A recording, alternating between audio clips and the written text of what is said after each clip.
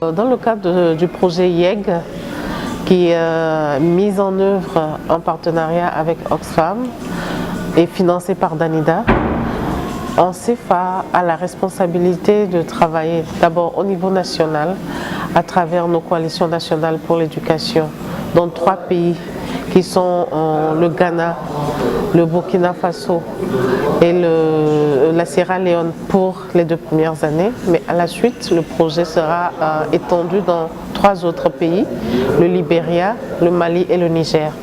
Ça, c'est au niveau national. Mais au niveau régional, ONCEFA a aussi la responsabilité de veiller à ce que les politiques éducatives qui vont être prises soient favorables à la participation des jeunes. Et quand on dit jeunes, nous incluons aussi les jeunes filles parce que même dans les associations de jeunes, on voit que souvent les filles ne participent pas pleinement. Donc on veut une participation accrue des jeunes et des filles en particulier, mais aussi ces jeunes qui sont marginalisés parce que au niveau d'un pays, les jeunes n'ont pas tous le même statut.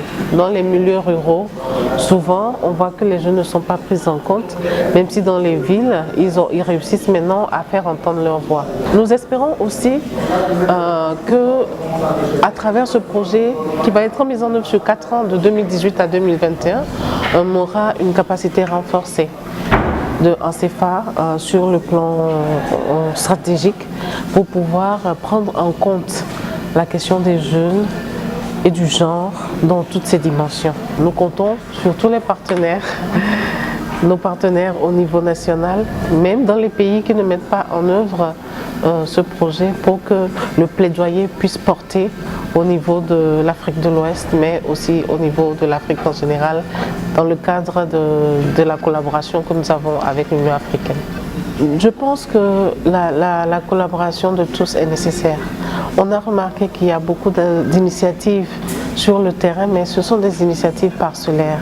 Et si nous voulons vraiment avoir un impact, il faut qu'on puisse créer des synergies, il faut que les actions des uns viennent renforcer les actions des autres. Il faut construire on a un acquis très important avec le projet Fonds de la société civile pour l'éducation que nous menons avec la campagne mondiale pour l'éducation financée par le partenariat mondial de l'éducation, qui nous a permis d'investir au niveau national et dans d'autres au niveau régional des espaces de dialogue politique.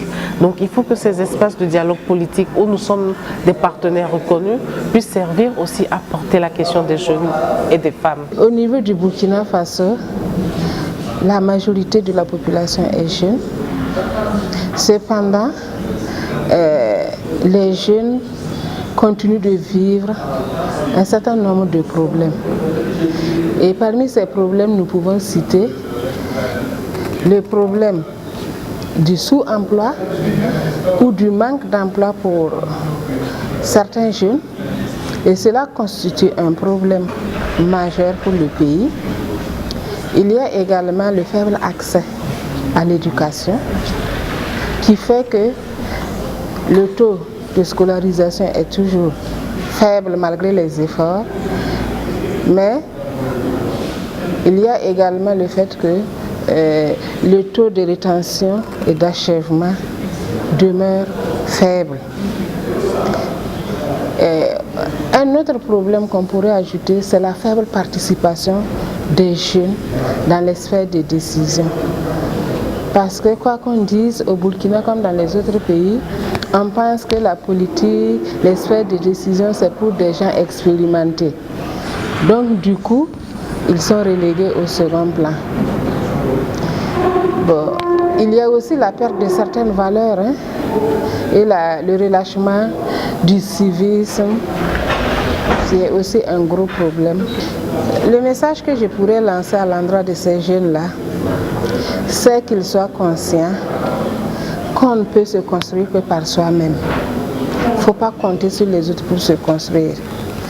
Donc à ce titre-là, je lance un appel pour qu'ils se battent pour renforcer leurs capacités, ils se battent pour avoir les compétences nécessaires, et en ce moment, on viendra les chercher, même si ce n'est pas eux qui vont vers